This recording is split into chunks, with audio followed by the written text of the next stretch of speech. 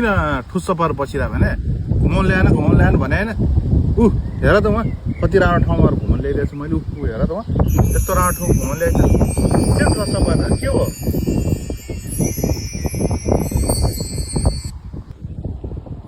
नि त यस्तो ठाउँमा लिएर आएर घुम्न आएको भन्ने हुन्छ मैले त सपिङ मलतिर लानु सपिङ गराउनु यसो पो भन्नु खोजे त घुम्न लाने भने त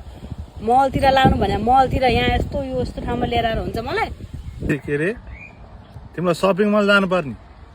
यहाँ यत्रो ठाउँ ल्याइदिएको छ घुम भनिरहेको छु के किन्नु पर्छ यहाँ त बरु उहाँ टिप्यो भने नि केही भेट्टाइहाल्यो नि पैसा पर्दैन सपिङ मलमा त छिटो पैसा पर्छ पैसा त्यत्तिकै आउँछ हेर यहाँ तिम्रो बुढोले यहाँ लाएर त कति यहाँ धनियाँ यत्तिकै फ्रीमा लगाएर यस्तो धनियाँ किन्न पर्ने कति पर्छ त्यो सपिङ मल हो यो नेचुरल सपिङ मल ए नाटक नगर्नु है भोक पनि लागिसक्यो आफूलाई जामिनु छिटो बरु ए त्यो धनियाँ किन्नलाई कति नै पैसा लाग्छ त्यो पनि इन्डियन सपमा गयो भने किनिहालिन्छ नि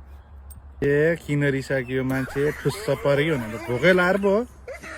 खानेकुराको व्यवस्था पनि गर्दैछ तिमीले मैले घरैबाट बोकेर आएको छ यो नि यहीँ खाने हो अब किनेर खाइँदैन ल यही खाऊ दालमुट ल्याइदिएको त्यही खाऊ है ए भोक लाएर